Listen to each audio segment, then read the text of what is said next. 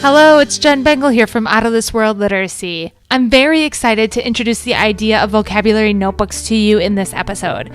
In our next episode, 77, I'll be going over exactly what happens in each of the 3 notebook sections. For today, though, we're going to go over the 6 big reasons why notebooks are so great for vocabulary instruction.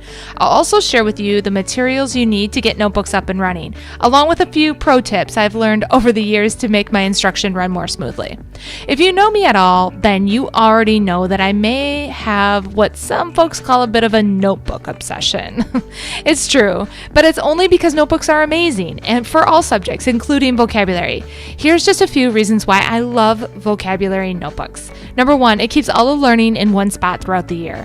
This makes the learning last all year. When a new set of vocabulary words comes around on a Monday, it doesn't mean that the words from the week before are forgotten. They stay all year in our notebooks, so we're spiraling the learning. Number 2, notebooks are great to keep a collection of words, kind of like a personal word wall that the kids can take ownership over and use those words in all aspects of their education. Number 3, they're perfect for referencing to use in subjects like writing. So if a student is working on a writing piece, they can pull out their vocabulary notebook and try and incorporate those vocabulary words that they've learned into their writing that they're doing. Number 4, notebooks are awesome for vocabulary because they're great for reflecting on new learning and also retaining new words. So like I said, on that Monday when they get a new list of vocabulary words, it doesn't mean that they've forgotten all the words that they learned the week before. They can pull out that notebook, flip through to the weeks prior, and start thinking about those words again and what they mean and how they can retain them. Number 5, the notebooks are a place to go deeper with vocabulary words by making connections to other words and bringing them into their own life. I'm going to talk more about this in the next episode. And number 6, notebooks create a lifelong place for learning. Students can take these notebooks home at the end of the year and use them to study for their ACTs even down the road, or show their own kids one day, which is pretty fun. If you think about it, when you're doing a direct vocabulary instruction to your class every day for 10-15 minutes a day, if you do that consistently year after year, by the time they become sophomores in high school and they're ready to take their ACTs, they're going to be exposed to thousands of tier 2 vocabulary words. Then they won't have to cram so much for those ACTs. When you put together a notebook, you need 3 big things. First of all, you just need a spiral notebook for every student. 1 spiral notebook will be good for the year. And then you need 3 extra strong post-it tabs per student.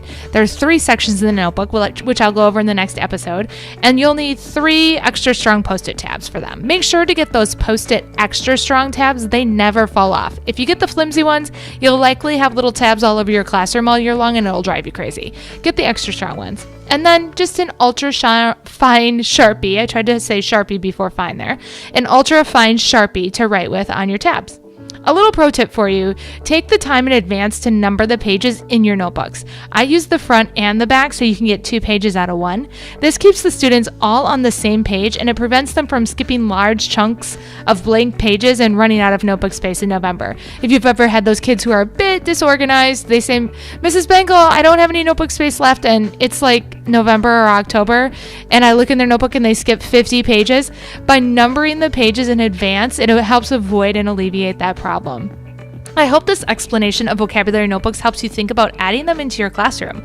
Be sure to check out the very next episode for what's inside of each section of the notebook. If you teach in grades 3 through 6 and you'd like to try a free week of vocabulary instruction that has all the planning done for you and takes just 15 minutes a day to try out, you can do that by visiting www.vocabforfree.com. It's been my pleasure chatting with you today. I know that I am the biggest fan of the work that you and your students are doing in the classroom. If you'd like more teaching tips, you can check out outofthisworldliteracy.com.